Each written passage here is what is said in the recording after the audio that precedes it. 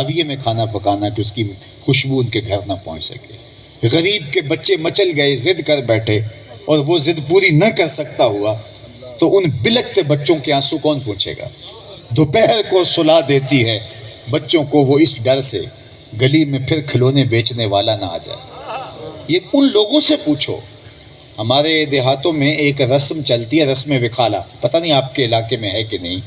جب بیٹی کی شادی کرتے ہیں تو اس کا جہیز چارپائیوں پہ ڈال دیتے ہیں، اور ایک خاتون کو کہتے ہیں جاؤ محلے کی ساری خواتین کو بلا کے لاؤ، ہماری بیٹی کا جہیز دیکھ جائے۔ تو ہمارے علاقے میں اس کو کہتے ہیں رسم وکھالا۔ تو میں جگہ جگہ کہتا ہوں یہ زیادتی نہ کرو، دیا تو تم نے اپنی بیٹی کو ہے، لوگوں کیوں دکھلا رہے؟ صرف نمائش کے لیے کل چوپالوں میں، بیٹھکوں میں، تندوروں پہ بات ہو فلاں نے کمال کر دیا۔ تم نے تو داد وصول کر لی، لیکن تم نے نہ سوچا تمہاری بیٹی کا جہیز دیکھنے کے لیے بیوہ کی یتیم بچی بھی آئی، غریب مزدور کی بیٹی بھی آئی، جو صبح جاتا ہے اور مزدوری نہیں ملتی اور خالی ہاتھ واپس پلٹ آتا ہے۔ کوئی سمجھتا اس کے قدم کتنے بوجھل ہوتے ہیں؟ آج وہ بیوی کو کہہ کے گیا تھا جو مزدوری ملے گی اس کا آٹا لے کے آؤں گا، اور جب وہ خالی ہاتھ پلٹتا ہے تو گھر کی دہلیز عبور کرنا پل صراط جیسا عالم ہوتا ہے اس کے لیے۔ اس مزدور کی بیٹی بھی تمہاری بیٹی کا جہیز دیکھنے کے لیے گئی۔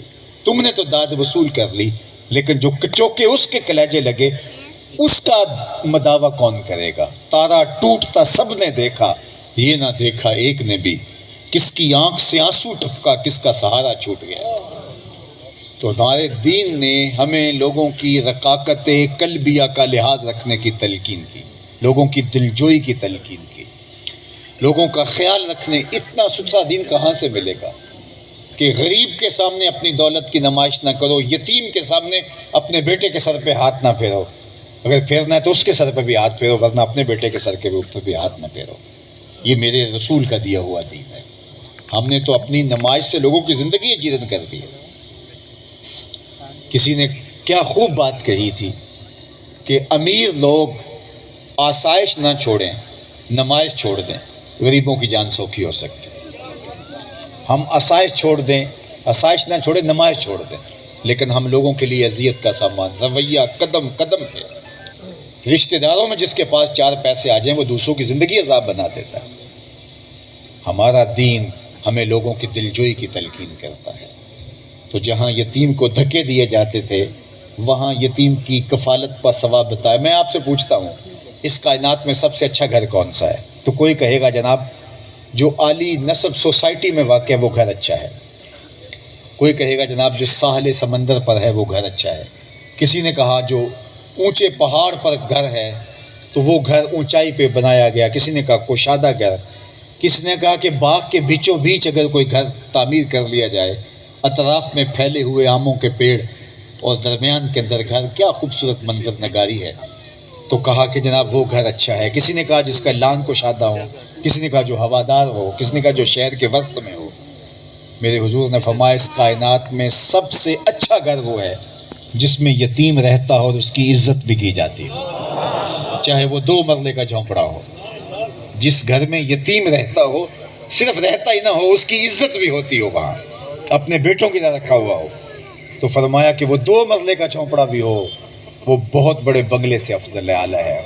اس گھر کو جھک جھک کے آسمان سے فرشتے بھی دیکھتے ہیں۔ لوگوں کے درد بانٹو، لوگوں کی تکلیفوں کو کم کرنے کی کوشش کرو، لوگوں کی اذیتیں ختم کرنے کی کوشش، اپنے ہمسایوں کا خیال رکھو۔ اگر ہمسایہ بھوکا سو گیا 40 دن تک نماز قبول نہیں ہوگی۔ اپنی زندگیوں پہ غور کرو، ہماری وجہ سے، ہمارے رویوں سے کسی کو تکلیف تو نہیں پہنچ رہی، کسی کو اذیت تو نہیں پہنچ رہی۔ میں تو دیہاتوں میں جاتا ہوں تو کہتا ہوں یہ جو تم نے 2-2 3-3 فٹ تھڑیاں باہر نکالی ہوئی ہیں یہ تم زیادتی کر رہے ہو، لوگوں کا راستہ روکا ہے۔ تم نمازیں بھی پڑھتے ہو اور 6 فٹ کی ٹوٹل گلی ہے اور اس میں سے 2-2 فٹ دونوں طرف سے ہونے تو 2 فٹ گزرنے کی جگہ ہے، ٹھوکریں لگتی ہیں، لوگ گرتے ہیں، نمازی بھی گرتے ہیں، اور تم قبضہ کر کے بیٹھے ہوئے۔ تم ظاہر ہے وہ حکمرانوں کو روتے ہو کہ وہ ملک لوٹ کے نوچ کے کھا گئے، تم تو نہیں کھا سکتے، تم جتنا کر سکتے اتنا تو تم نے کیا، جتنا تم کر سکتے تم نے کم تو نہیں کیا، قتل نہیں کر سکتے، تھپڑ تو مارا تم نے، تو جتنا جس سے ہو سکتا ہے وہ اتنا کرتا ہے۔ تو صاحب میں اور آپ اپنا محاسبہ کریں، اپنے اندر اتریں، دیکھیں کہ ہم کھڑے کہاں ہیں۔ میرے اور آپ کے آقا مولا جو دین لے کر آئے ہیں، اگر اس دین کا عملی نفاذ ہو جائے یہ دنیا ہی جنت بن جائے۔ ایک تو وہ جنت ہے جو مرنے کے بعد نصیب ہوگی اگر اچھے عمل ہوئے، اللہ کرم فرمائے ہم سب پہ، لیکن اگر حضور کے لائے ہوئے طریق کے مطابق زندگی بسر ہو تو یہ کائناتی جنت نظیر بن جائے۔ یہی دودھ اور شہد کی نہریں بہیں، لیکن ہم حضور کو مانتے تو ہیں، حضور کی مانتے نہیں، اپنی خواہش کے مطابق زندگی گزارنا چاہتے ہیں۔ میں اسی جمعۃ المبارک کہہ رہا تھا کہ اگر ابو جہل کو پتہ ہوتا کہ ایمان بھی چلتا رہے گا اور میرا مکر و فریب بھی چلتا رہے گا، میری جھوٹی سرداری کا بھرم بھی قائم رہے گا، اور سود اور جو بیماریاں ہیں وہ بھی جاری رہیں گی، اور دین بھی چلتا رہے گا، میرا ایمان بھی چلتا رہے گا، تو وہ کیا اختلاف کرتا؟ وہ کلمہ پڑھ لیتا۔ لیکن اسے پتہ تھا ایمان لانے کا مطلب یہ ہے کہ پھر اپنا کچھ نہیں ہے، تیرے ہندیاں سندیاں محبوبہ، میں کافر ہوا جے میں ہوا۔ جب ان کو مان لیا تو پھر اپنا آپ کیا رہا؟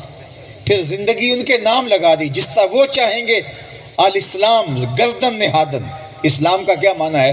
گردن رکھ دینا، سر تسلیم خم کر دینا۔ تو یہ ماننا تو یہی ہے، لیکن یہ کیا ماننا ہوا کہ اسلام ہم اپنی من مانی کریں اور بہت اچھے بھلے مسلمان بھی کہلائیں۔ اقبال نے کہا تھا دل مسلمان ہے تیرا نہ میرا، تو بھی نمازی میں بھی نمازی۔ سجدے پہ سجدے کیے جا رہے ہیں۔ اللہ نے مذمت کیا سورہ الماعون کے اندر، فرمایا فویل للمصلین الذین هم عن صلاتهم ساہون۔ ان نمازیوں کے لیے خرابی ہے جو اپنی نمازوں کے فلسفے سے آگاہ نہیں، جو اپنی نمازوں کو بھولے ہوئے۔ الذین هم یراؤون ویمنعون الماعون، وہ نمازوں کی ٹکرے تو مارتے ہیں لیکن ہمسائے کو برتنے کی کوئی چیز ہی نہیں دیتے۔ کوئی ہمسایہ ضرورت مند آ جائے تو اس کو کچھ چیز دینے کے لیے تیار نہیں ہوتے، لیکن نمازیں پڑھے جا رہے ہیں۔ قرآن نے کہا وہ نمازیں نہیں ہیں۔ نماز بے حیائی سے روکتی ہے، نماز آپ کی زندگی میں ایک نظم پیدا کرتی ہے، نماز دل میں احساس کی دولت بیدار کرتی ہے، باطن کو ستھرائی دیتی ہے، خیالوں کو پاکیزگی دیتی ہے، عفت اور پاک دامنی کا نور پیدا کرتی ہے۔ ورنہ پریکٹس ہے، طواف کعبہ چکر ہیں اگر ہم اندر سے نہیں بدلے۔ جو قلب سلیم لے کر اس کے حضور نہیں آتا اور زندگی گزار کے چلا جاتا ہے، کیا فائدہ اس زندگی کا؟ من کان فی ھذہ اعمی فہو فی الآخرۃ اعمی واضل سبیلا۔ جو اس دنیا میں اندھا رہا کل قیامت کے دن نابینا اٹھایا جائے گا۔ اس سے ان آنکھوں کی بے نوری مراد نہیں ہے، اس سے دل کی بے نوری مراد ہے۔ اقبال نے اسی لیے کہا تھا دل بینا بھی کر طلب خدا سے، کہ آنکھ کا نور دل کا نور نہیں۔ آنکھ کا نور اور ہے، دل کا نور اور ہے۔ کاش کے مارے باطن اجلے ہو جائیں، نورانی ہو جائیں، اور ہم دین کی روح کو سمجھنے کی کوشش کریں، ایک دوسرے کا احساس بیدار ہو، ایک دوسرے کے لیے ہمارا وجود راحت بن جائے۔ اللہ کے محبوب نے ایک جملہ ارشاد فرمایا تھا کہ خیر کی چابی بن جاؤ اور شر کا تالا بن جاؤ۔ کتنا جامع جملہ ہے، خیر کی چابی بن جاؤ اور شر کا تالا بن جاؤ۔ تمہارے وجود سے خیر پھوٹے، جدھر جاؤ نور پھوٹے، اور جہاں تم جاؤ وہاں برائیوں کے راستے مسدود ہوں، لوگوں کو اذیت کے راستے مسدود ہوں۔ تو کہا کہ اللہ جل شانہ کا شکر کہ اس نے اپنے نبی کی صورت کے اندر ہمارے اوپر انعام فرمایا۔ اس انعام کی قدردانی یہی ہے کہ اس نبی کے لائے ہوئے نظام حیات کو اپنی روحوں میں جذب کریں، اپنے باطن میں اتاریں، اپنے من میں۔ میں سمجھتا ہوں ابھی وہاں بھی یہی کہا میں نے کہ یہ جتنے لوگ آپ تشریف لائے ہیں، اگر ہم یہ طے کر لیں کہ ہم نے اپنی زندگی بدلنی ہے، میں آپ سے یہ کہتا ہوں کہ جتنے لوگ یہاں آپ موجود ہیں یہ قرب و جوار کے ہیں، یہ پورا شہر ملتان نہیں بیٹھا ہوا، یہ پورا محلہ بھی نہیں بیٹھا ہوا، یہ چند لوگ ہیں، 2000 ہوں گے، 3000 ہوں گے، جتنے بھی ہیں، میری مائیں بہنیں بیٹیاں بھی ہیں۔ اگر یہ طے کر کے اٹھیں اتنے لوگ جتنے بیٹھے ہیں کہ آج کے بعد جھوٹ نہیں ہوگا، تو آپ کا آدھا شہر کل ہی بدل جائے گا۔ یہ صرف اتنے لوگ اگر طے کر کے اٹھ جائیں، لیکن کانوں کے تلذذ کے لیے ساری رات ہم خطبے سنتے رہیں اور میرے جیسا آدمی 6 گھنٹے خطاب کرتا رہے، نہ میری آرزو ہو کہ لوگ بدلیں، نہ لوگوں کی آرزو ہو کہ جو ہے وہ ہم بدلیں، تو پھر مطلب کیا ہے؟ پھر ایک مشق کر رہے ہیں، آپ کانوں کی لذت لے رہے ہیں اور ہم اپنی تقریر کے پیسے وصول کر رہے ہیں۔ ہم نے کہا کہ ہمیں اتنا نذرانہ دو تو ہم آئیں گے، آپ نے نذرانہ دے دیا، ہم نے آپ کے کانوں کو لذت دے دی۔